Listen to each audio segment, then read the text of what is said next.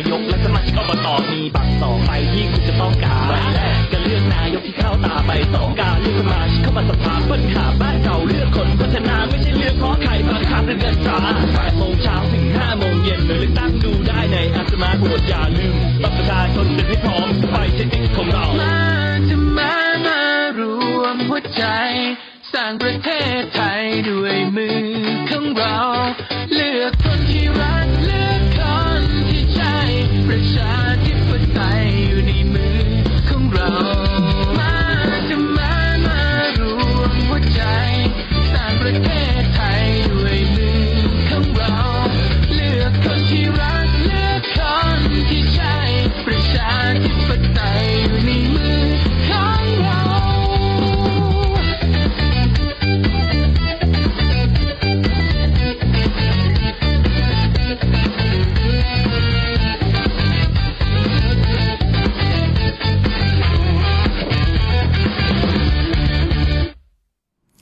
ครับผมสวัสดีครับก็มาพบกันนะครับกับรายการเส้นทางประชาธิปไตยนะครับโดยสำนักงานคณะกรรมการการเลือกตั้งประจำจังหวัดลำปางครับผมครับผมครับเช่นเคยนะครับทุกวันจันทร์นะครับเวลาบ่ายโมงครึ่งจะนี่นะครับผมครับทางสวทนะครับ FM 97นี่นะครับผมครับก็เฮานะครับสำนักงานกกต.ลำปางนะครับโดยท่านผู้อำนวยการนะครับท่านผอ.ท้องเนตรดูใจนะครับก็ได้รับ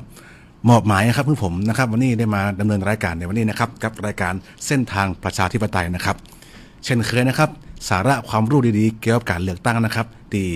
เฮาจะนำมาทั้งของส่วนของจังหวัดลำปางเฮานะครับแล้วก็ทั้งของจากส่วนกลางนะครับว่าจะมีเรื่องราวอย่างตีมันน่าหู้พองนะครับก็จะนำมาเล่าสู่กันฟังในวันนี้ครับเริ่มต้นเลยนะครับผมก็ก่อนอื่นเลยนะครับสำหรับกกต.เฮาก็เรื่องที่น่าจะเป็นข่าว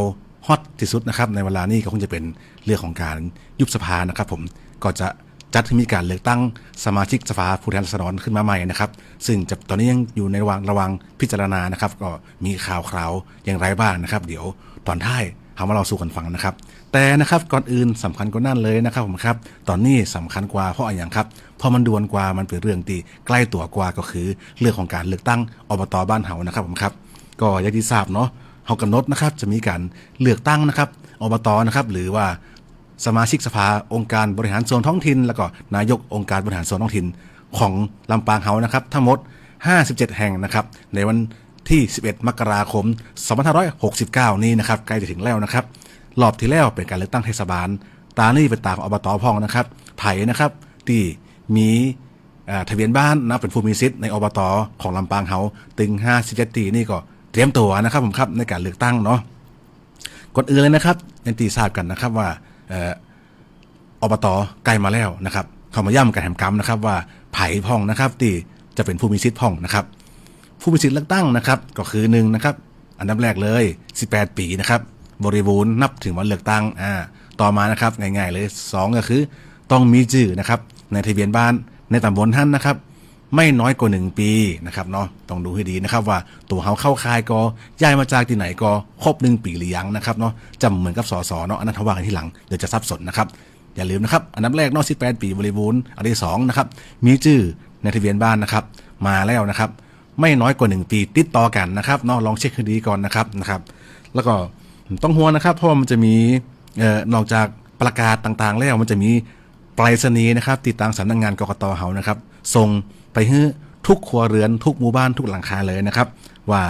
ให้ตรวจสอบบนห้องว่าบัญชีแจ้งเจ้าบ้านนะครับทุกท่านเมื่อได้รับบัญชีแจ้งเจ้าบ้านแล้วนะครับสามารถตรวจสอบได้นะครับว่าเฮามีชื่อในทะเบียนบ้านเป็นผู้มีสิทธิ์เลือกตั้งกมีชื่อครบกพ่อแม่พี่น้องลูกหลานเฮานะครับมีชื่อครบถ้วนก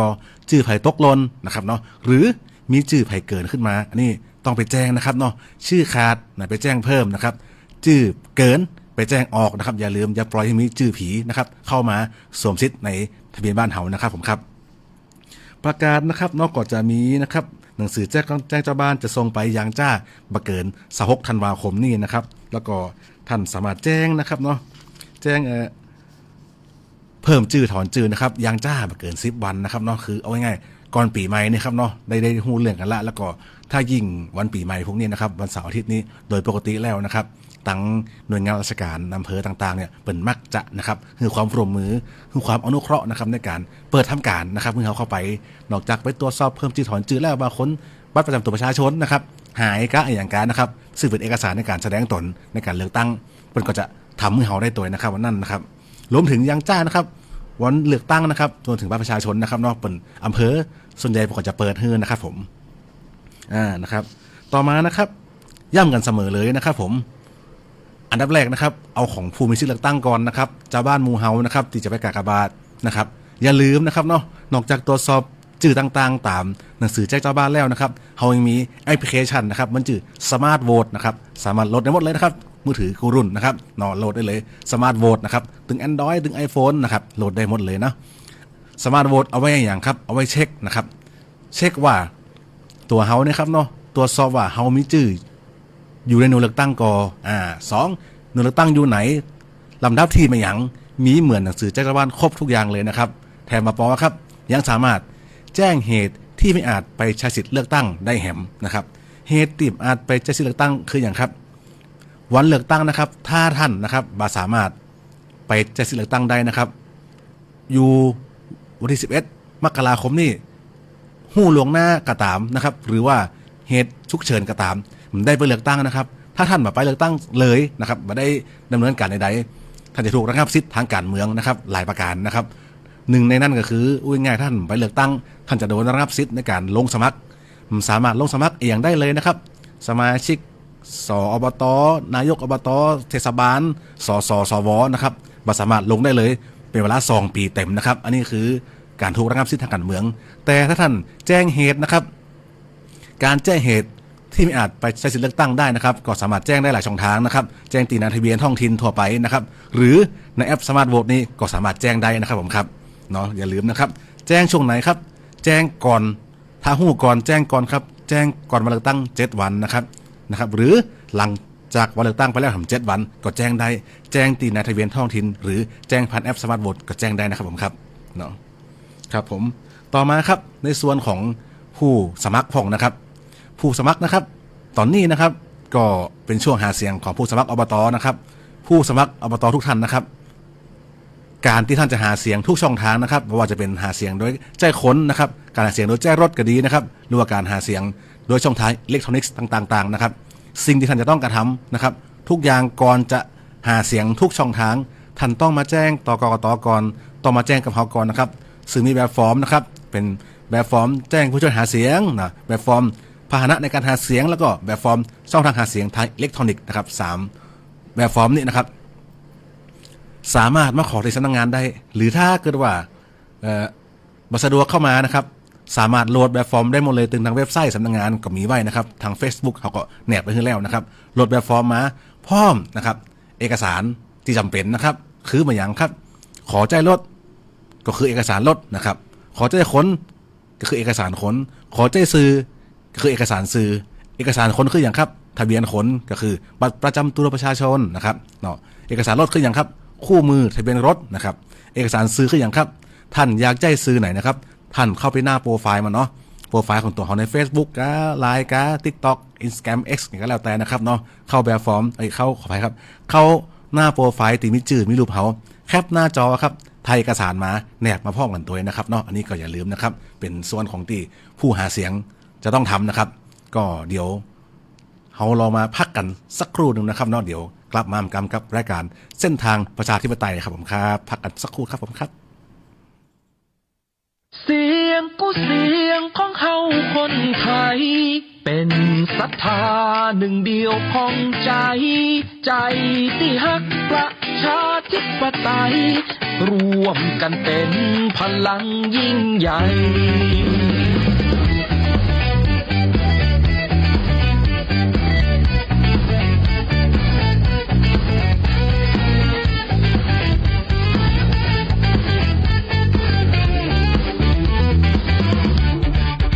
คนดีมีอุดมการณ์มีความสร้างสรรค์จากเสียงเดียวมาร่วมกันก็เป็นล้านมาร่วมใจกัน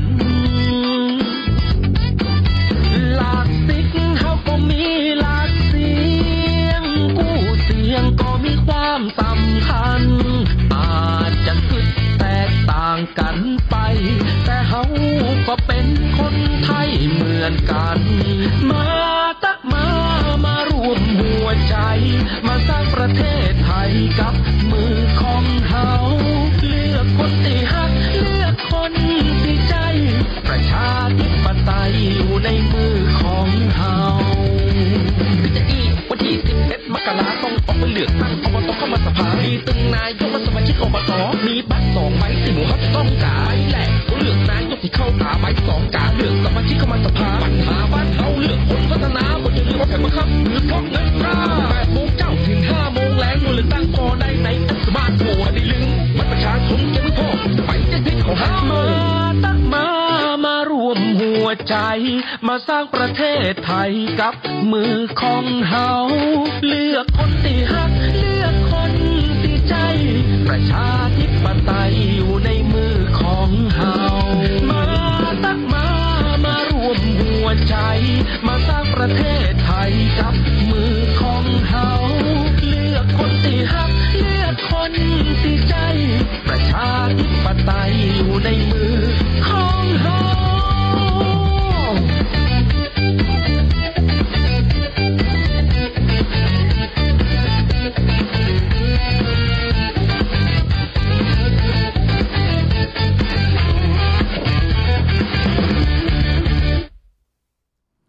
ครับก็กลับเข้ามานะครับกับรายการเส้นทางประชาธิปไตยนะครับโดยสำนักงานคณะกรรมการการเลือกตั้งประจำจังหวัดลำปางนะครับผมครับก็นะครับผ่านไปแล้วนะครับเพลงม่วนๆจากตังกกตกลางบนทรงมานะครับสนใจนะครับสามารถโหลดได้นะครับถึงภาษาไทยภาษาเมืองนะครับมีหมดเลยนะครับในเว็บไซต์สำนักงานนะครับร่วมกันนะครับเป็นส่วนหนึ่งในการประชาสัมพันธ์การเลือกตั้งอบตนะครับอยากให้ลำปางบ้านเฮานะครับมีผู้มาใช้สิทธิ์ออกมาใช้สิทธิ์ด้วยกันนักๆนะครับเนาะเลือกคนดีตามเพลงเลยนะครับเนาะเลือกคนดีใจเข้าไปทำงานพัฒนาบ้านเฮานะครับผมต่อมาจากเรื่องตะกี้นะครับผมครับผู้สมัครนะครับอย่าลืมเนาะย่ำกันแหมข้างนะครับบางท่านเป็นมาจากตีไก่เนาะมาจากวังเหนือจากเงาจากเถินแม่พริกนะครับเอกสารเตรียมไว้ครบนะครับก่อนจะมายื่นเนาะเพราะฉะนั้นจะเสียเวลาท่านในการเดินทางมาการยื่นเอกสารดังกล่าวที่ว่าสักครู่กี้นะครับ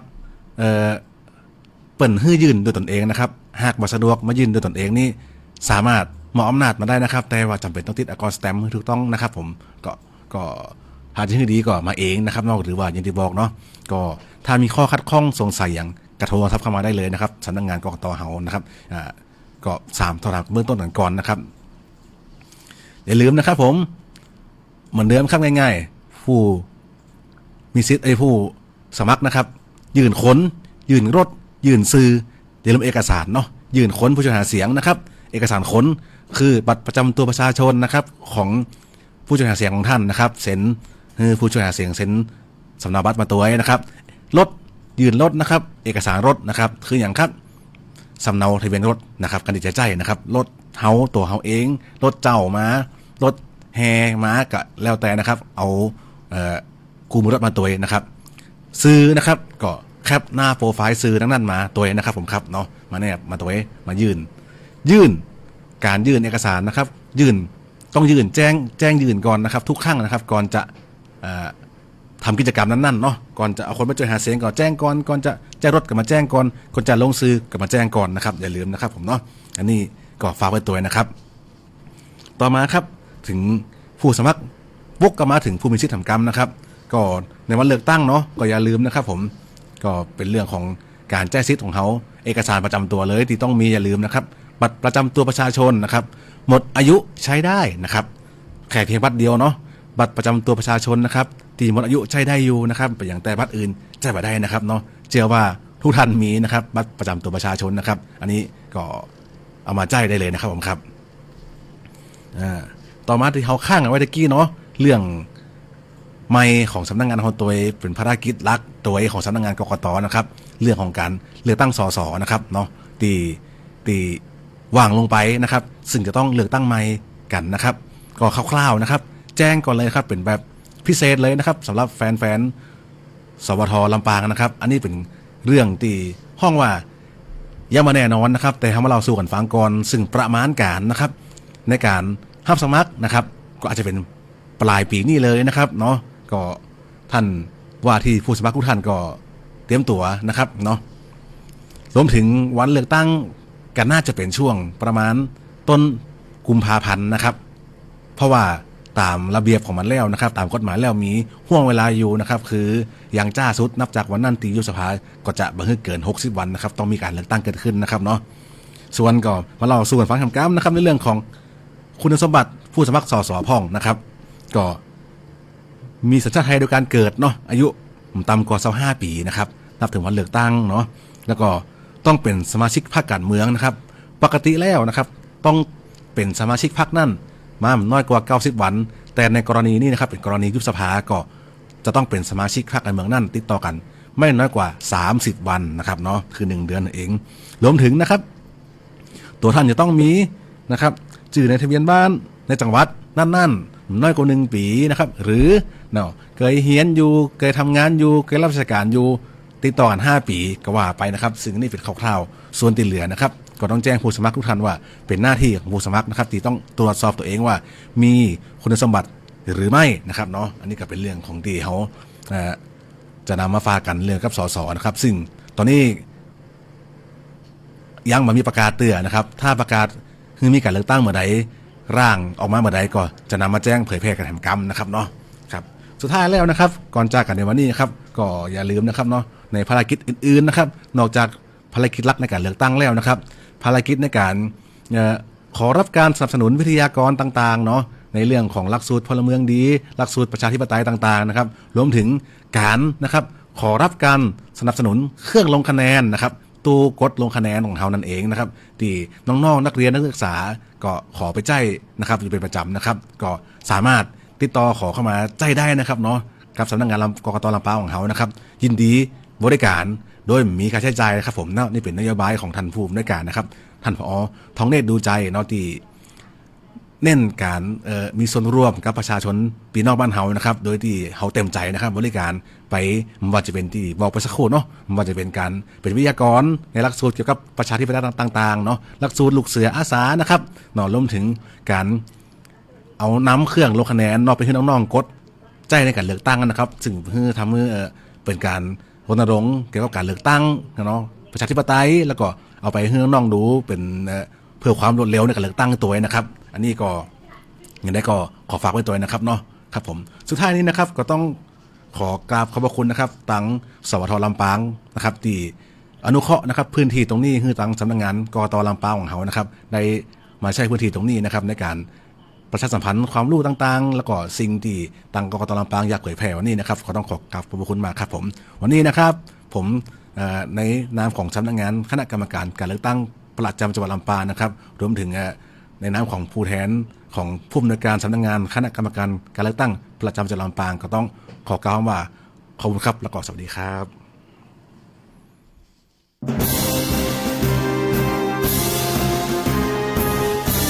รายการเส้นทางประชาธิปไตย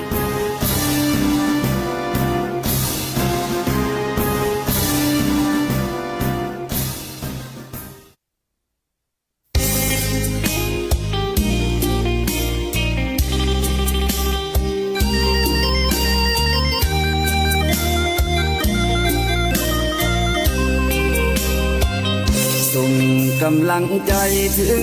ทหารไทยที่อยู่แนวหน้าห่วงแหนแผ่นดินเกิดมาปกป้องรักษาอธิปไตยไทยรักสงบแต่ถึงรบไม่เคยกลัวใครผ่านมาแล้วกี่สมัยเอกราชไทยอยู่ถึงวันนี้ใครคิดทำได้มันต้องวอดวายไปในไม่ช้าไทยคงเป็นไทยประกาศศักดาพลีสิ้นชีวาเพื่อแผ่นดินนี้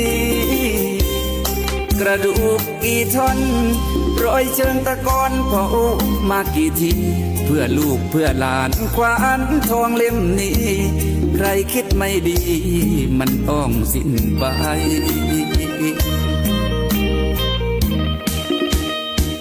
เสียงปืนดังรัวสะเทือนทั่วหัวใจน้องพี่ทำงานพร้อมปกป้องศักดิ์ศรีพร้อมสู้พร้อมพี่เพื่อพี่น้องไทยศึกนอกไม่กลัวสู้ถวายหัวแต่กลัวศึกในกอดปืนรอขอกำลังใจเพื่อนพี่น้องไทยส่งใจไปหา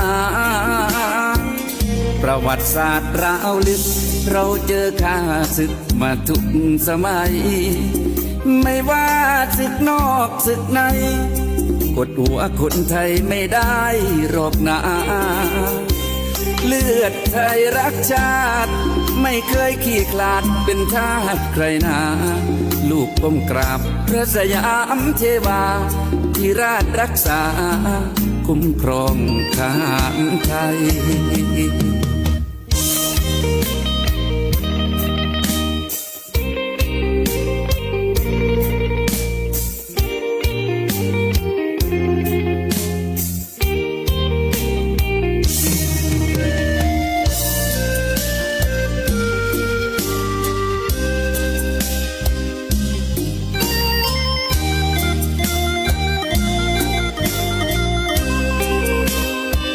เสียงปืนดังรัวสะเทือนทั่วหัวใจน้องพี่ทำงานพร้อมปกป้องศักดิ์ศรีพร้อมสู้พร้อมพี่เพื่อพี่น้องไทยศึกนอกไม่กลัวสู้ถวายหัวแต่กลัวศึกในกอดปืนรอขอกำลังใจเพื่อนพี่น้องไทยส่งใจไปหา